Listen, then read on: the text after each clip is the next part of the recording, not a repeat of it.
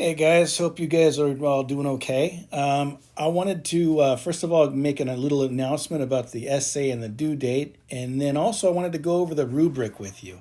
First of all, the due date. I'm going to move it back. I know I said it was going to be due Friday at midnight.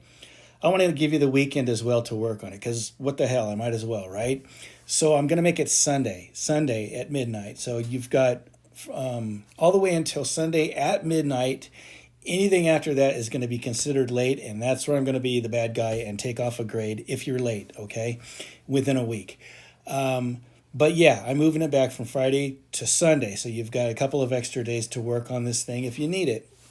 About the rubric, this is it. We're looking at it right now. And basically, I've got five semi broad categories that I'm using to grade your paper. And I did that because I really have a problem with rubrics that have every single detail, the number of comma errors you made and the number of complex sentences you put in there. I hate having to just count all those little things because it takes the art out of writing an essay, and it makes it way too tedious. And I really want to fight that. I think a lot of people have bad experiences in writing and with some writing teachers because of that outlook, that idea that writing can be about all these little tiny decisions that you have to make when you're writing. I mean, there is something to that, but I like to look at the bigger picture as well. And this rubric kind of helps me do that because it's just general ideas about where you're doing well or where you might need to work on something. In addition to this rubric, I'll also write notes on your paper because sometimes a rubric just isn't enough. And sometimes it's easier to just write something on the paper. Hey, what did you mean by this? Do you think you could expand on this right here? A rubric doesn't really give you that kind of information. So I try to marry both of those grading techniques together. So we've got this rubric. And I just want to give you an idea of what this actually means so that you can have this in mind before you turn in your paper. First of all, each category has a series of numbers. So, for example, organization right here, you can get anywhere from 0 to 10. And I set up the numbers so that they make sense to standard grading format. A 7 is basically a C. It means you did a C's worth of work as far as organizing your essay goes. 8 is a B, 9 and 10 is an A. Obviously, that's a D, and anything less than that is basically an F. It's pretty rare that I put a score that low. If you are just absolutely missing something, you might get a 5, but I've never put a 0 on anything. So, what do these actually mean? Let's consider this category of organization, okay? This has to do with the ideas, not just the ideas that you're putting forth, but how they relate to each other. Is your argument organized? Does one piece of evidence or one of your statements lead logically into the next one? Writing is all about making links between your ideas, okay? There's a flow of ideas. And if they're organized, that flow makes a lot more sense to your reader. Also, organization has to do with the order in which you're getting these things. For example, if you suddenly go off on a tangent, you're losing the organization of your paper. And so that's going to cost you a little bit as far as the points go, all right? Let's consider what adequate would be because everything else is built off of that, If you have this, that's great. And if you don't, you're going to get less. Notice what it says here. Writing is coherent and logically organized. Some points remain misplaced and stray from the topic. So basically, like I was saying before, if you get off the topic, if it happens just a little bit, well, then you're adequate. That's a 7, okay? If you're better than that, the score goes up, and if you have more errors in that vein, the score goes down. So are your ideas organized? That's that one. Next up, level of content and development. Look at what it says for an adequate grade. Content indicates thinking and reasoning applied with original thought. That's really an important thing in an essay. This is what separates a good essay from a not so good essay. It's not just about having good grammar, it's not just about writing sentences that make sense. It's the content as well, okay? So it's not just the craft of knowing how to put together, knowing the elements of an essay. It's your ideas, it's your thoughts. Remember, this is also a critical thinking class, and this is where you're specifically graded on your critical thinking. To go from a 7 to an a 9, or a 10, let's read what it says over here. Content indicates synthesis of ideas. Oh, that's interesting. So these ideas work together to make your argument stronger. In-depth analysis shows original thought and support for the topic. So you stuck to the topic, and everything you're writing is going back to supporting that topic. Main points well developed with high degree of critical thinking. So it's really about that critical thinking. If you think you wrote a pretty decent essay, but it's not critical thinking, if you're just spitting out information that somebody else said, or something that's not a very original argument, you're not going to get that 9 or your 10. You really got to push your thinking. You really got to think outside the box and be that metacognitive thinker to get to those 9 and 10s on your paper, okay, when we're talking about the content and development. Grammar and mechanics. That's pretty much self-evident, I think. That's self-explanatory. A 7. Most spelling, punctuation, and grammar are correct, allowing reader to progress through essay. Some errors remain. So if you've got a few errors, that's a 7, which may sound harsh, but keep in mind, you've always got quite a bit of time to work on these things. I'm never rushing you through these essays. So this is where I should probably talk about getting tutoring. If you have trouble with writing, if you have trouble with the structure of your ideas, if you have trouble with word choice or spelling or just all the mechanical things, putting a comma in the right place, this is where I'm specifically scoring your paper according to that. So, before you turn in this paper, I always give you plenty of time to edit. So have other people read this. If you live with your family or someone else, have them read your paper and get their input. Don't let them write it for you. This is still your paper, okay? And you don't want somebody else to do the writing for you. But there's nothing wrong with getting help.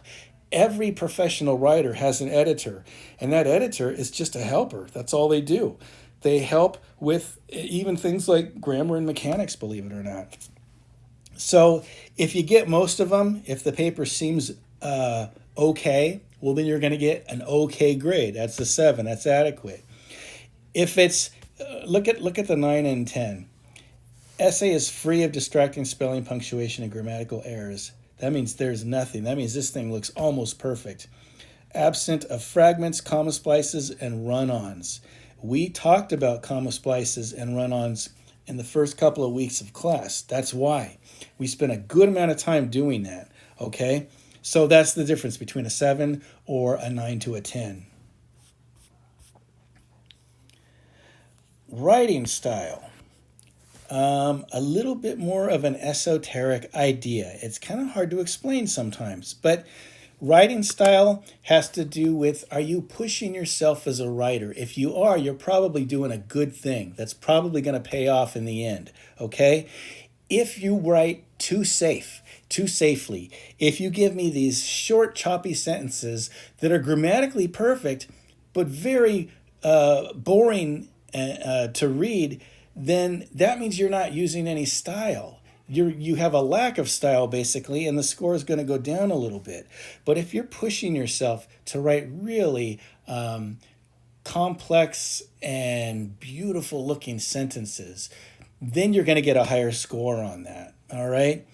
One of the reasons we spent so much time talking about fixing run-ons and fixing fragments was because I wanted you to use more complex sentences. When we were talking about using the fanboys to connect two sentences together, that's called a compound sentence. And that's what this is. I want you to use compound sentences. Instead of short, choppy sentences, take some of those sentences and join them together using the fanboys. You get more points for doing that because that's a better looking sentence. Also, when we talked about using the DCIC sentences, those are complex sentences, okay? They're called complex because they allow for more complex structure and more complex ideas. So start your sentences with some dependent words. Start your sentences with because, okay? Because I blankety blank blank, comma, I blankety blank blank. That's a complex sentence, and that's a better sentence. It's more interesting to look at. It's better to read. Your readers appreciate that, and so do I. So your score will go up a little bit if you write sentences like that, okay? So really push yourself with the style. Don't be satisfied with safe and boring. Essay format. I can't believe how many people lose points on this when they shouldn't, because I gave you that sample essay. You remember a couple of days ago, I gave you that research paper and we looked at just page number 1. Well, right now, that page number 1 is all I'm looking at pretty much. I'm just looking at how you formatted this essay, how you physically put it together. And what I mean by that is all those MLA rules that I talked about. Do you have 1-inch margins all the way around?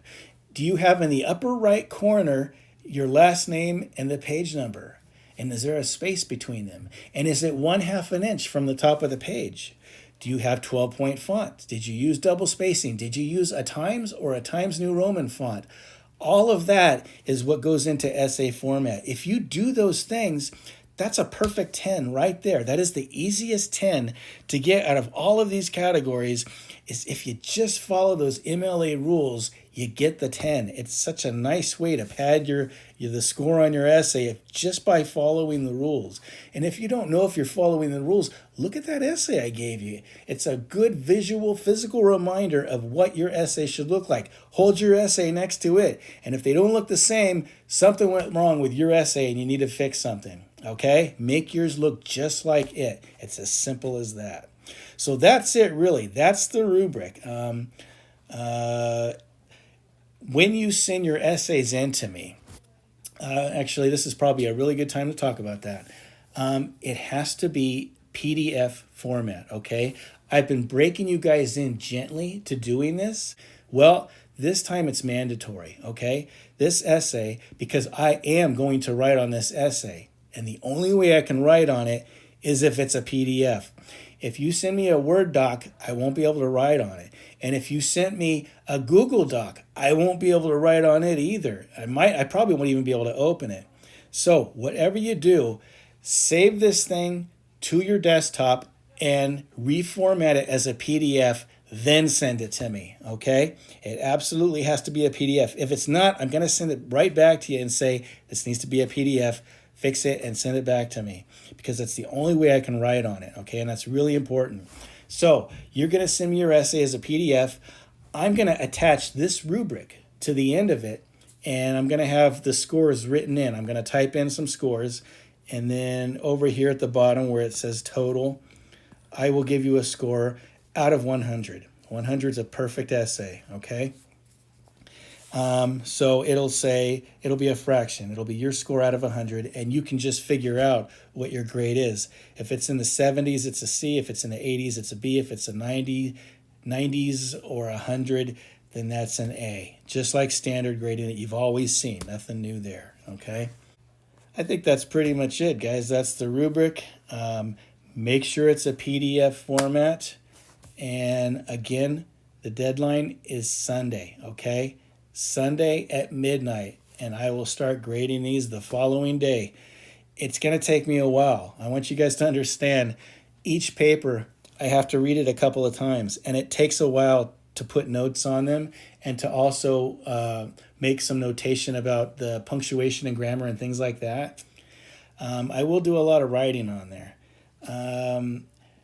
Try not to think of it as being, I don't know, like a punishment. When you see my writing on your paper, I'm going to try to put positive comments too, okay? I always like to balance it with this is what you need to work on, this is what I thought you did well. But when it gets into the grammar and things like that, I'm going to use just some shorthand codes, and I'm going to give you what those codes mean. I have a key that explains what I'm writing on your paper, because some of it won't make sense without the key. So that'll be coming as well. I'll probably put that up when I put this up, which will be on Thursday morning. So stand by, wait for that. That's coming. And yeah, try not to feel too bad when I'm writing on your paper. The whole point of it is to learn from that experience and take from it and make the next paper better, okay? Very often, the first essay is the lowest grade people get because they're not sure what to expect from this class or from me, or maybe they just haven't written an essay in a while. So sometimes that first one's a little bit shaky. Don't freak out about that. We've got several essays to go, and we build on the previous one each time.